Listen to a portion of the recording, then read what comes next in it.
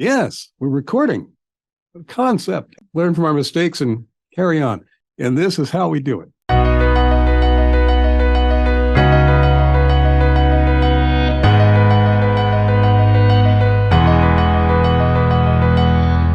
Welcome, everyone, to The Impact, a sustainable CT podcast. For your edification, your enlightenment, and your entertainment, too. I'm Jim Hunt, Communications Manager at Sustainable CT, so if you're looking for someone to blame for this podcast, well, you can blame me. But remember, this is never a one-way conversation. We always want to hear from you for our edification and enlightenment. Drop us a note, won't you, to info@sustainablect.org. The Impact is brought to you in part by the Tremaine Foundation.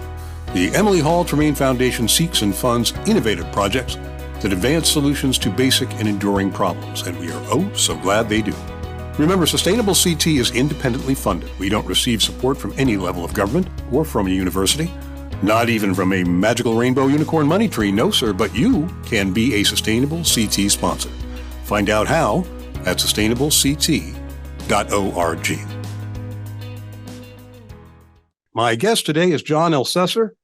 John has served as town manager in Coventry, the birthplace of Nathan Hale, since 1988. Now, I'm no spring chicken either, so I get to say this. In 1988, Michael Dukakis climbed into a tank on the campaign trail, and that was the end of that. Also in 1988, the very first Walmart opened. Rush Limbaugh began his radio career that year. The Washington Redskins, now the Commanders, were Super Bowl champions, believe it or not. There was no internet, no cell phones, what my daughter calls dinosaur days.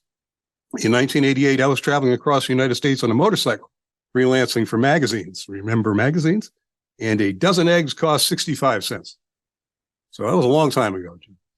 Yes, it was. John holds a master's in public administration from the University of Hartford. Go Hawks! He's a credentialed manager through ICMA. That's the International City County Management Association. He's the president of the Tolland County Chamber of Commerce and a member of the board of directors of both the Connecticut Conference of Municipalities and Conference of Small Towns.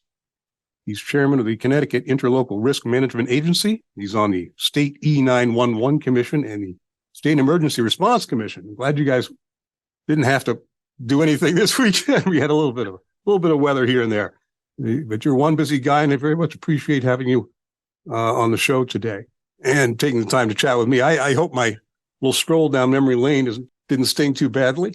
No, because I'm right there with you. I remember watching Michael Dukakis in that tank, and if nothing else, we have a wealth of experience between us, don't we? Yes, and we learn not to wear hats. We do. Well, let's get right to it, because all kidding aside, you do have a length and breadth of experience in municipal government and town administration that is exceedingly valuable. We want to benefit from whatever wisdom you can bestow upon us today. I wanted to ask you, you have gone through a lot of changes in terms of just technology and communications since 1988. I mean, the internet certainly had an impact. And I'm wondering, over all this time, just the way you do your job, what was the greatest change that you've experienced, or what fundamentally, how did that alter how you do your job? We can't underestimate the role of the internet in government services. I mean, we all now have web pages as a way to get communications out to people, kind of online data that has opened up kind of information to everybody. We're much more transparent. All our minutes and videos of meetings are online. COVID also taught us to use remote means like this to communicate, which opened up time and resources. But when I got here, we were using floppy drives and well, at least you had that. Wow. Yeah. Okay. We didn't have too many of them. We use software like WordStar and VisiCalc. So we've come a long way from those. Our main computer was shared with Mansfield with acoustic couplers. We actually put the phone into a coupler to send data. So we've come a long way, and most for the good. Yeah. Well, and it's now so much is expected of you. You can't get away either with your constituents or with your colleagues or however you're doing your job. You have to be right on top of all this stuff. There's an expectation a Yeah. demand really for the information and for that transparency and that immediacy. So the phone's not enough. We all have kind of iPads to kind of really be able to do a lot more than a phone will allow you to do. Yeah, that's for sure. I remember when I was traveling around and to submit a story, I had to do it over the Mojo wire, we called it, with the phone. And sometimes it worked.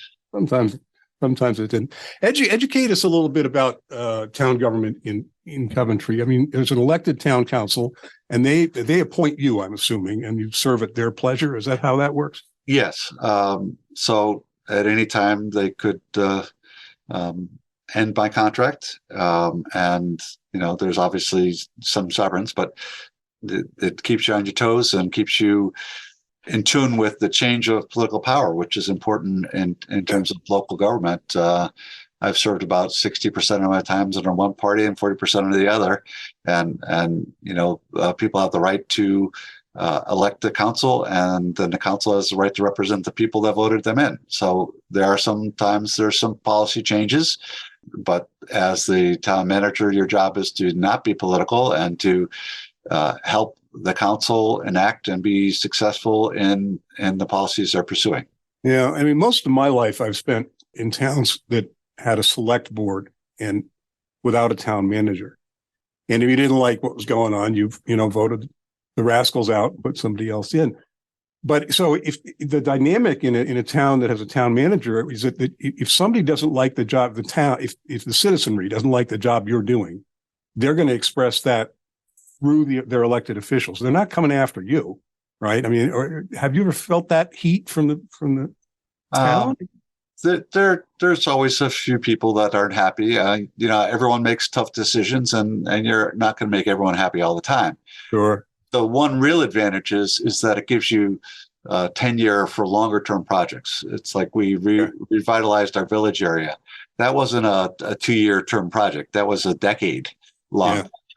So having kind of that ability to look long term and solve long term problems has some real advantages. And also, there's some comfort of your key staff people of working for an appointed manager versus political people, because they have a little bit of protection and barrier from politics, but more importantly, they have some kind of supervision that kind of knows what municipal government is about. And I'm not saying that first selectman may not, but it's not always the case. Sure. Yeah. You're like the permanent secretary in the way the Brits run things. So you actually know that continuity.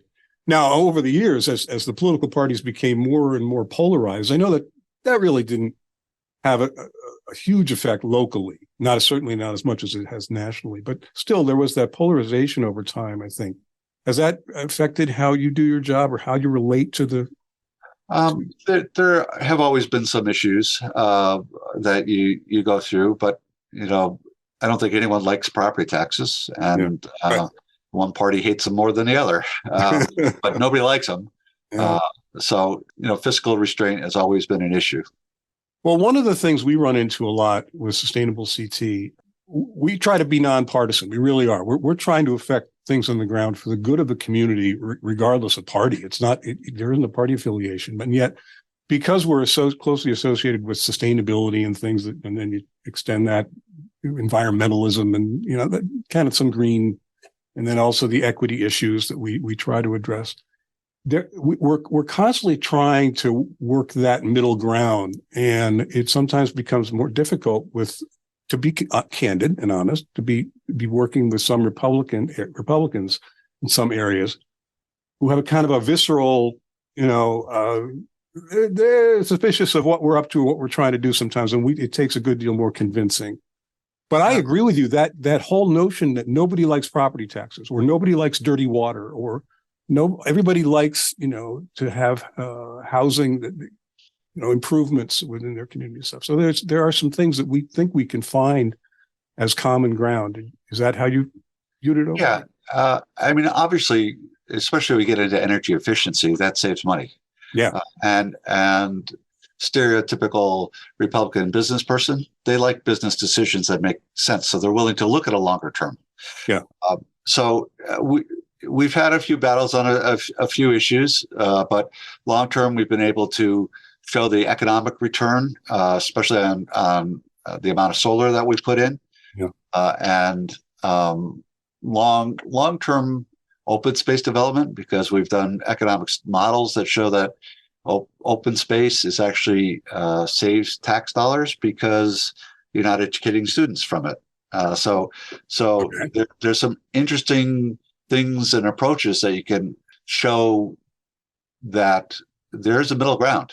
And in Eastern Connecticut in particular, we're very environmentally sensitive because we owe responsibility to future generations, but our town has been innovative in being one of the first to do dairy farm tax abatements, which is giving up tax dollars, but it's also keeping the land in farm use, which has both environmental and, again, economic impacts, because those are less kids that are going into your school system.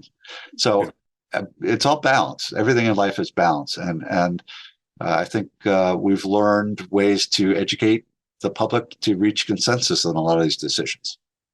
You had mentioned solar, and I wanted to ask you a bit about energy, the efficiency, renewables.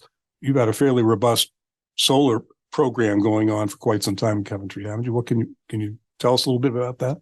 Yeah, we have a lot of solar on a lot of our town and school buildings, and we keep looking at it. We're trying to develop something called the microgrid, which we have about $5.5 million and a couple grants coming in a highly regulated industry like electricity.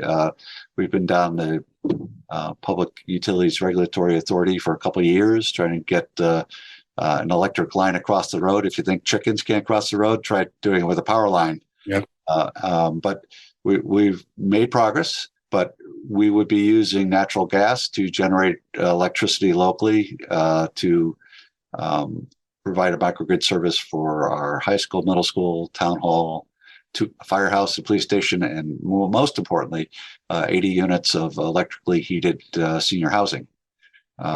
And I often say, what's the town managers lose sleep over?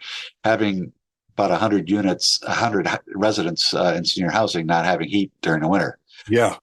So that this will take care of that. We'll be generating our own power in a very cost-effective fashion, cheaper than market rates. But we also were early on to participate in a couple rounds of a program called Solarize CT.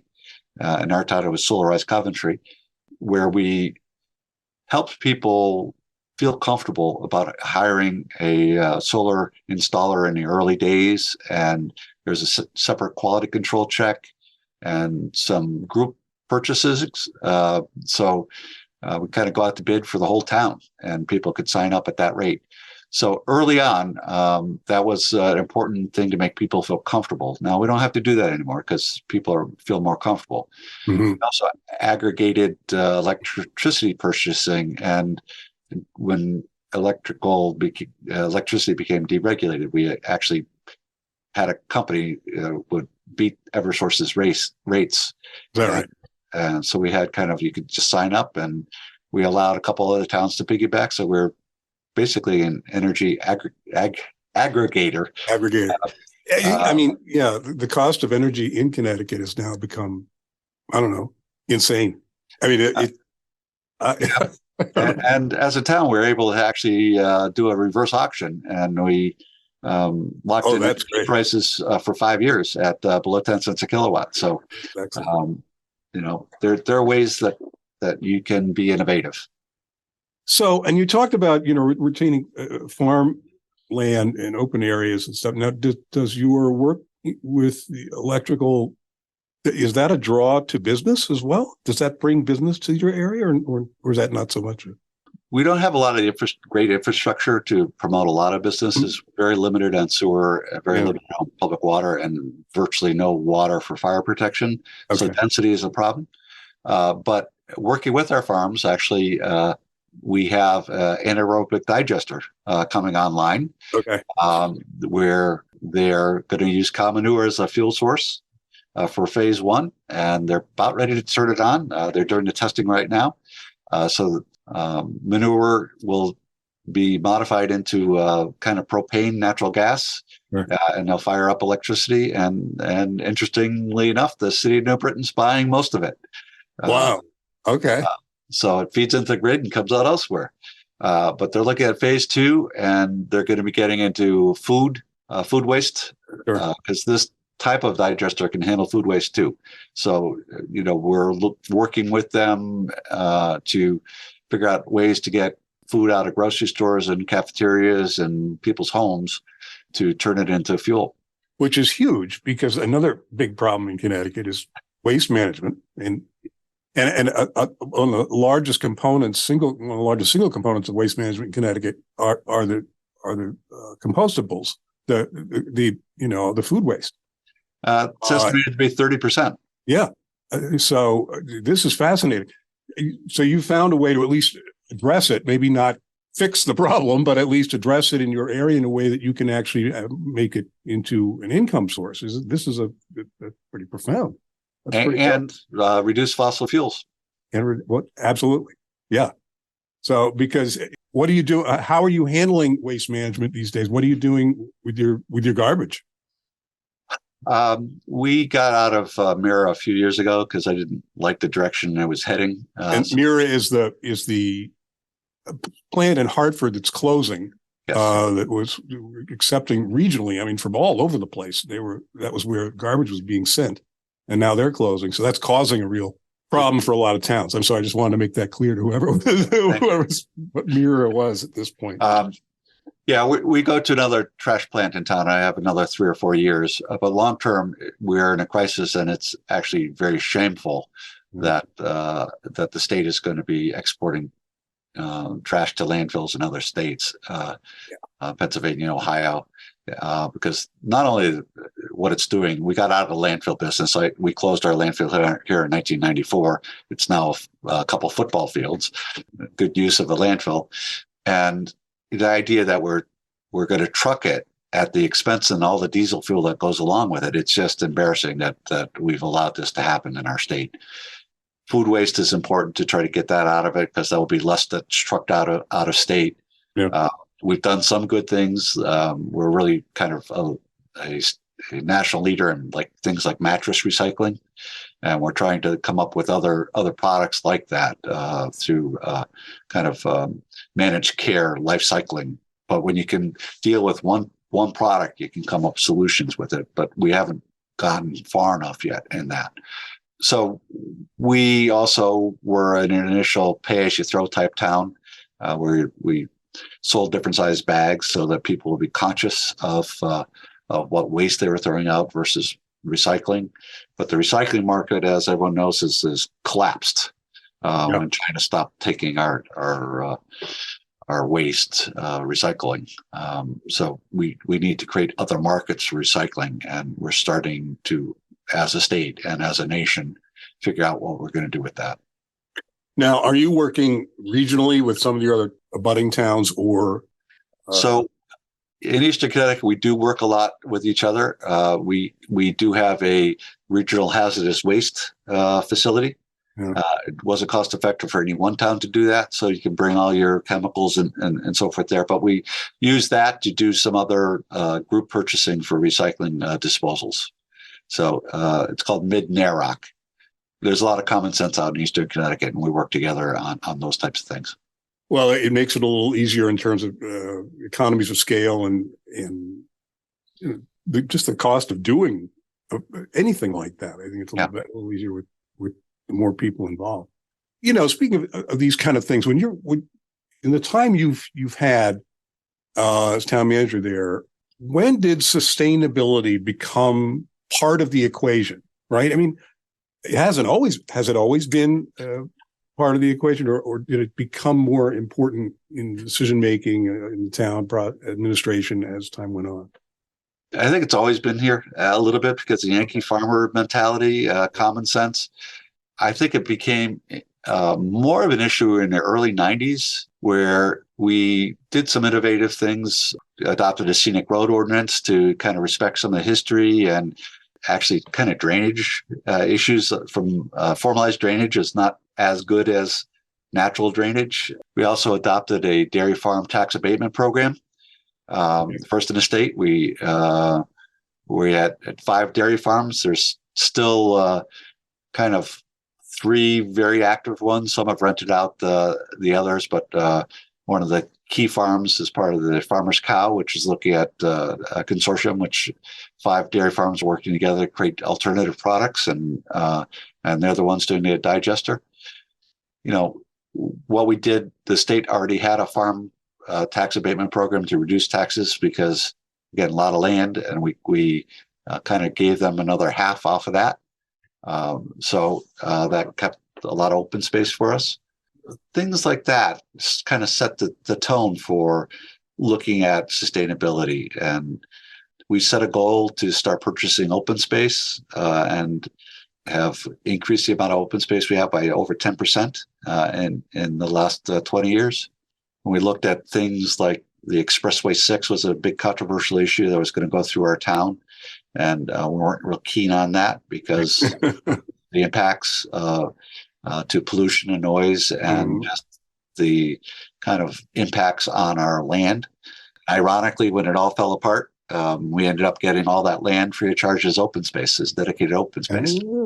So we're preserving that land, and some pieces of it will have some kind of trails on it. Other pieces will respect the neighbors and not do that.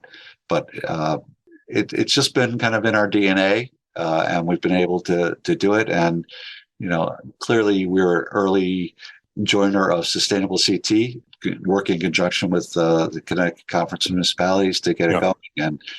And proud that we're in the first kind of, I think maybe the second year, bronze, and we've had now 2 silvers. We also mentioned solar earlier. We're a Soul Start Gold, which is a national accreditation. No, we're very glad that you folks have been in almost from the get-go on our program. Because your being there brought other towns to, gave it some legitimacy that it might not otherwise have had. You and a handful of other towns that were early responders on this, and that was very helpful. Yeah. It's clearly not easy and wasn't meant to be easy. Yeah. Right. But the process, we learned a lot about ourselves. It's hard to, we're doers and we just do. And what we had to do is step back and kind of research and come up with the numbers, and sometimes surprised ourselves. Oh, we really did that. And that helps sell it for the future. It helps justify your efforts. And it does kind of change the way you think about things. All of a sudden, you're clipping out magazine articles saw an article on somebody that's building chimney swift houses, which I hadn't heard of, and they're kind of cute. Yeah. As people take away some of their natural access places and bee pollinator pathways and things like that, things we hadn't really thought of. We started all of a sudden talking about. We should be stewards, and we're starting to figure out how to be better stewards. Well, yeah, and it also affects the quality of life. It takes a long-term program, but once towns start to realize, oh, this is good for our quality of life, economically, culturally, even to some degree, bridging gaps in political points of view. This is a good thing, and once that kind of picks up a little momentum, once you start following this program a little bit. Let me digress a little bit and ask you about the dairy farms, because dairy farms, but farming in general, have their own environmental challenges, whether it's fertilizer runoff or animal waste, or a number of things, land use in one way or another. How you've obviously been successful in walking that walk. Tell me how you've met those challenges over the years. Well, obviously, you got to worry about things like manure management, and a lot of our farmers were innovative, and they started using liquid manure versus dry manure. Dry manure has its own issues because you get big chunks that take a long time to bleed out and, frankly, attract flies. And with liquid manure, they kind of watch the weather, put it down right before a rainstorm, and it'll go into the ground. Okay. So you do have to fertilize hay fields and corn fields, because otherwise they just lose the vibrancy and can't grow well. So you have to think about those things, and the farmers also. A lot of the farmers today have bachelor's degrees and so forth. They're not right. They're not highly educated. They're business people, and they are stewards of the land too. They know that they need to protect their fields, and the image of the old kind of didn't care farmer about, it's my land, I get to do what I want with it. They have some exemptions. They have a little bit more latitude on inland wetlands issues, but they're still sensitive to it because they don't want runoff to cause problems. Sure. I mean, they live here too. Right. They're part of the community, and they're vested entirely, literally and figuratively, in the community. Their kids are, hopefully will stick around, be part of the community too. So it's pretty important to have that sense of commitment to the community and understanding that things, things have to be environmentally sound and sustainable for everybody. And I think they get that much more today than once. Okay.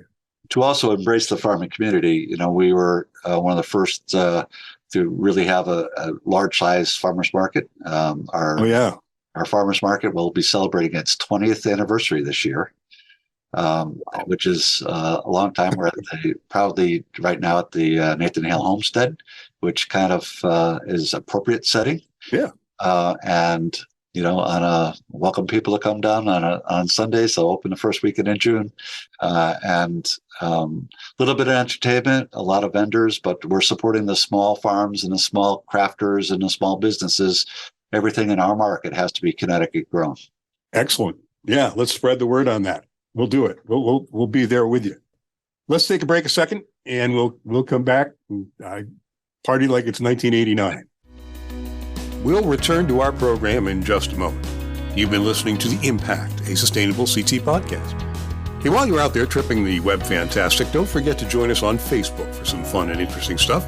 Guaranteed safe for children and pets. Come on, be our friend, won't you? At facebook.com/sustainableCT. Twitter, too. While it lasts, follow us on twitter.com/sustainableCT.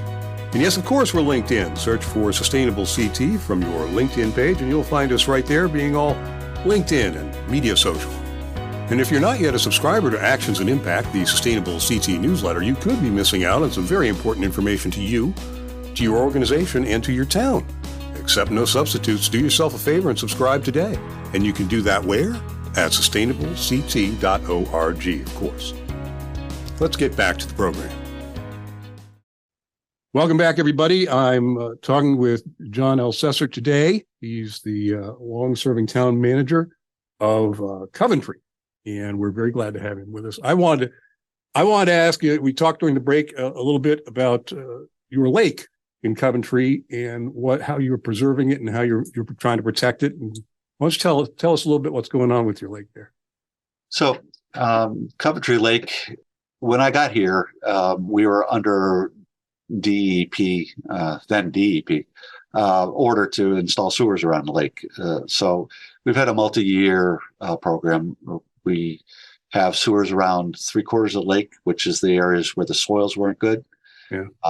So that helped a lot with cleaning up our lake, and our lake was very, very clean.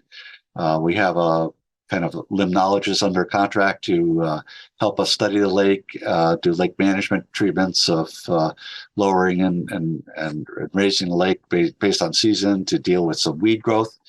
But a number of years ago, about 5 years ago, we were the first in the state to have an invasive species called hydrilla. And hydrilla is the gorilla of invasive species. It can actually kill a lake. And it came in probably on a bass fisherman boat who didn't clean their boats. So a little plug to fishermen: if you enjoy fishing in a lake or somewhere else, you got to clean your boat or you'll kill them. So we had to go through a lot of science and various treatments. We tried herbicides, and that didn't work that well because the flow in our lake. And then we actually came up with a product that interrupts the photosynthesis of hydrilla, and it's very species specific. So it basically starves to death. And very expensive. The state helped us with some treatment because they didn't want to spread around the lake, because we have a lot of bass fishermen that come to our lake. Sure. There's the state boat launch here. For the last 2 years, we haven't had any hydrilla in the lake. We've been successful. Yeah. Unfortunately, there's tubers, kind of think of like a daffodil bulb. Yeah. And they can take up to 7 years to emerge. So we're in a monitoring process. We actually send scuba divers in to look for hydrilla every year at great expense.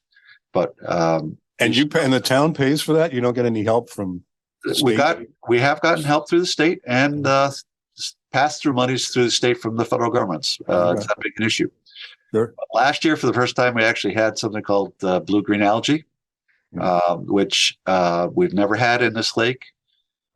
Treatment of that is a little complicated because you can throw copper, which kills it, but also kills off some of the good stuff that lives in the lake. Yes, it does. that eat algae. So we'll see how that goes this year. We're monitoring, but that is a symptom, we believe, of climate change. When the lake freezes up solid in the winter, the blue-green algae kind of die. Yeah. And it has not frozen this year, has it? Did not freeze this year, which is the first that in people's memory that the lake did not freeze. Yeah. The year before, it didn't. The water really didn't get that cold. It froze a little bit for a couple of days, but we're seeing a trend now, which is very scary. That whether it's climate change or not, something is different. So, anyways, we are going to up our testing. We're putting together a citizens testing committee to go take water samples and saving a little money. If we have to do treatment, we will. But everyone needs to be conscious that boating's a great sport, but please don't bring weeds into other people's lakes. And they've already contaminated the Connecticut River too. Yeah, they have. Now, I'm an avid fisherman, and I go up, I usually go up north, and they have their own issues in New Hampshire too, but I usually go up to Squam. I have never been to Coventry Lake. Would you suggest I come down with a clean boat? Yes, I would. And on the kind of balance that we try to achieve on Sundays, we have quiet hours from noon to 4 to allow sailing and kayaking, not having people going by, creating great wakes. So everything in life is balanced. So we've come up with that, and it seems to work rather well. And we have the Yukon Ladies crew team on our lake, and have a community crew team with high school kids, and neighboring high school at E.O. Smith comes over. So it's great to see the crew teams out there early in the morning, although sometimes their language is a little louder. Now, what about shore development? Have you been able to control that well enough? We tried to not let sewers induce development. That was part of our agreement with the state. So in some areas they were able to go higher, but we had to keep enough land to absorb and filter runoff before it hit the lake, which is really important. So we're careful about that. We do have some more expensive lakefront houses going up now, but again, they're going up more than out. And we've done a lot for pre-treating road runoff too. We've have a couple things called vortectic basins, which are high-tech water. The road drainage goes in and kind of swirls around, and the sediment and sands drop out due to gravity. Really? Wow. Okay. And we have some pre-flush basins in other areas around our lake where it goes through a series of little ponds before it discharges into a stream or drainage system. So we're trying to deal with the natural runoff, which isn't so natural when you're putting down, product on road. Yeah, we're trying to promote rain gardens and rain barrels in people's houses for the roof drainage, because that's not all good either. It's water coming off of roofs. So we have pretty active but reasonable zoning regulations around the lake. Let me ask you about geography for a minute. I mean, Coventry is located in that, what would you call it, the sling between the Hartford metro area and stores, Yukon. And our discussion here today is centered around some fairly agrarian. It sounds, you got farming, it's predominant. You've got a nice lake. You've got, you're concerned about open space. How do you negotiate that pressure from the Hartford metro area and really the university system? You're right in the middle of that. You don't feel any pressure from those?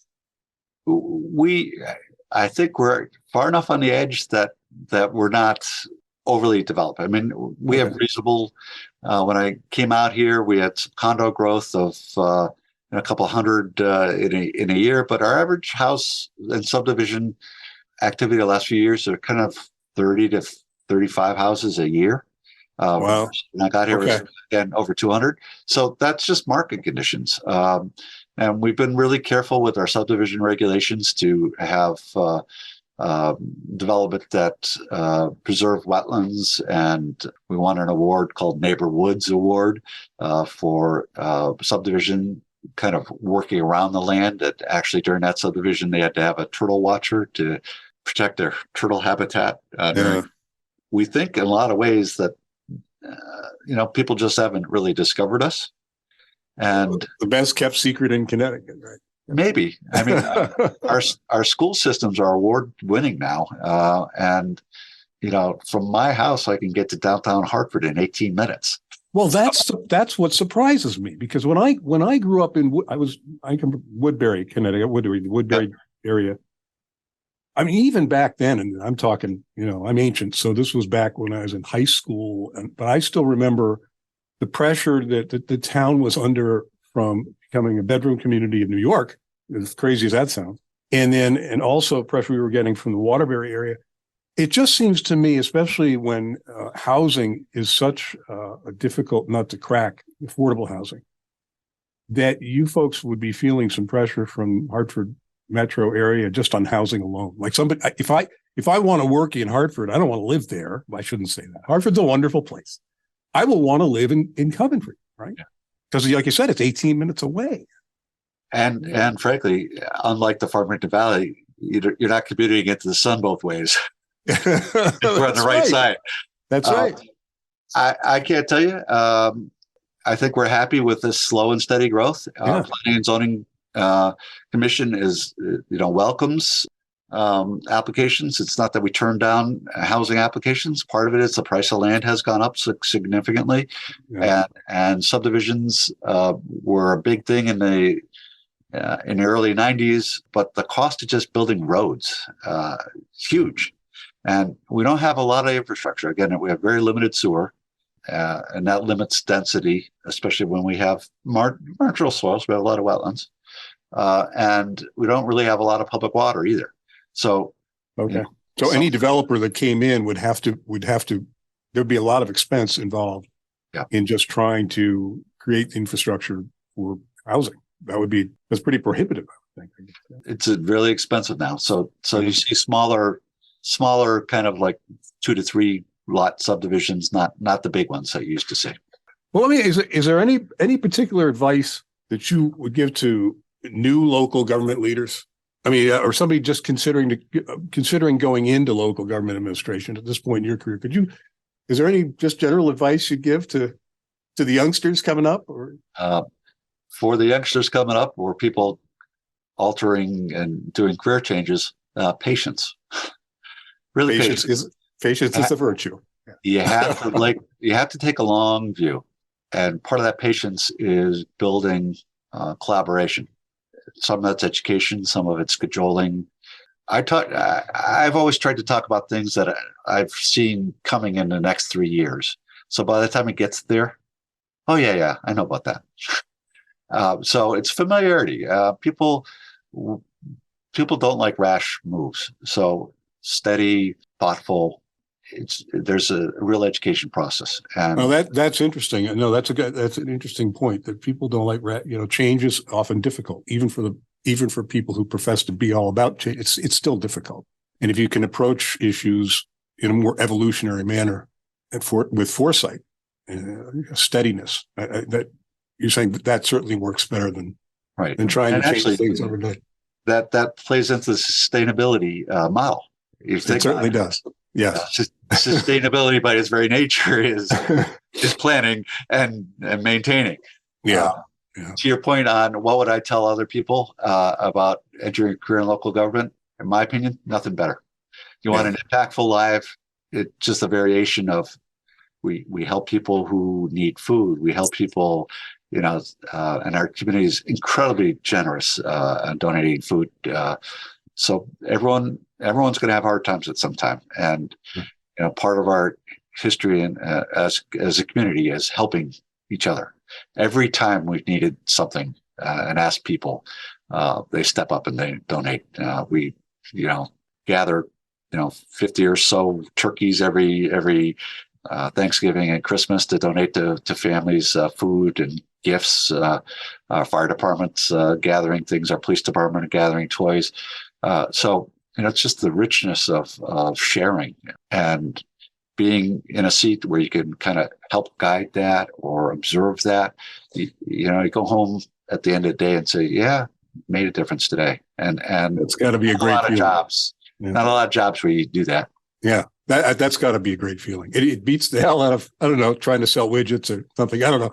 It when you can actually at the end of the day feel as if you've made a difference, positive difference in people's lives. Hopefully, most times. Yeah, well, hopefully most times.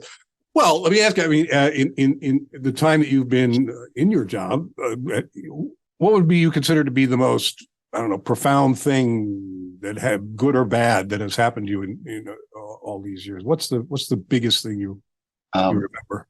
Rebuilding our village, literally rebuilding our village. So South Coventry Village is a National Historic District, but working with the Connecticut DOT, we actually improved the road, the state roadway. We lowered a steep hill that there were fatalities on by 13 feet. Got granite curbing and brick sidewalks installed and period lighting. What's interesting is people saying, well, why are you doing sidewalks in a historic area? And we have pictures that go back to the 1800s where there were sidewalks. And people don't know there used to be a trolley line that went from Willimantic to our lake that you could take the train all the way to New York City. Well, you got to put that back into it. Yeah. But they actually dug up some railroad tracks during the construction. But we did storefront improvement grants and work with Connecticut Water to get new water lines in. That area has sewers. So it's really, we transformed the area. And still a few things left. We're trying to get fire protection in there. I need a water tower and actually putting in a grant tomorrow. Hopefully I'll get an earmark through one of our congressmen. So fire suppression will help us take some of our old mill buildings and turn them into mixed housing, some affordable. You need sprinklers. But we have an old mill building there that's still making the same type of product that they made in the 1800s, and they have to buy their fire insurance from Lloyd's of London. But back to the village area is the area that I'm most proud of. It was, again, a long project. Construction alone was 3 years, but we spent kind of 7 years planning it. That's wild. And you can imagine, talk about taking the long view and having that patience to be able to see the end of this when others might not see the end result, but you can see it from far. Let me ask you, let's look into the Elsesser, crystal ball here then and look forward. I mean, what do you see for the town in 5, 10, maybe more years? What are the major issues going to be, do you think? Are they going to be the same, just slightly different? Housing and energy and waste management? I mean, or will it be something else, you think, even more significant coming down there? I think we need to deal with the affordability issue.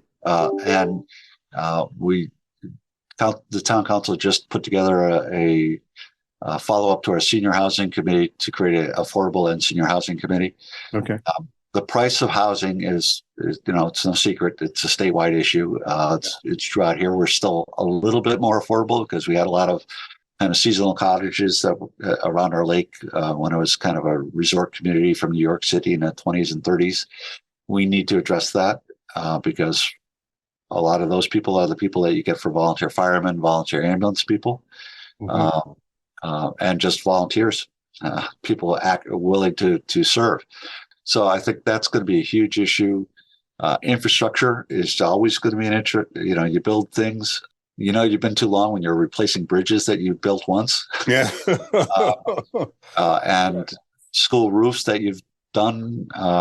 So there's always something new. It's like the emphasis on school air, quality air in school buildings, air conditioning. Our buildings aren't really air conditioned. So that's going to be a real issue for us. Sewage treatment plant is running about 90% capacity. So we don't have a lot of room to grow. So we're doing a study on that. We just did get a grant to extend sewers from the neighboring town of Bolton on Route 44 into our town, which will allow some economic development growth. We really can't have restaurants up there because the soils are bad, but now we would be allowed to have some restaurants so people don't have to leave town. We have sewers in the southern end of the town in the village area, but that's not where the traffic is. There's a lot going forward, but I think we have good planning. We have a good capital improvement program, so we kind of know when we can afford these things. And historically, I've been pretty good at using other people's money through grants to do things. So I think that tradition will carry on. The town has a great staff right now, and we get things done. What's next for you? A little bird told me that you're planning to, maybe find other things to do with. I'm going to retire July 1. That's going to leave some pretty big shoes to fill. Yeah. I'm only a size. Yeah, no, come on, really. Yeah. Again, they trusted me. I came here. I was, 29 years old. I was the assistant manager in Avon, so it was a little cultural change. I stopped wearing suits quite as much, but I had great experience in Avon. Learned a heck of a lot that I was able to apply here. And there'll be other people that can sure. and bring their own talents. They don't need to fill my shoes. They can set their own path. So again, they'll have real supportive, knowledgeable staff. Community as a whole, elected officials are very talented and caring. So there'll be a different future. And me, I'm not going to sit around. I don't know exactly what I'm going to do because I'm trying to clean up the messes that I still have here of things that I'll get to it. Well, I have to get to it now. Yeah. But I think it's I'll put a plug in for anybody else who wants to come here. It's been a great life, very welcoming. So maybe a little consulting, maybe a little teaching. I was a professor for a couple courses, 3 courses at University of Hartford for a while. That was kind of fun. So who knows?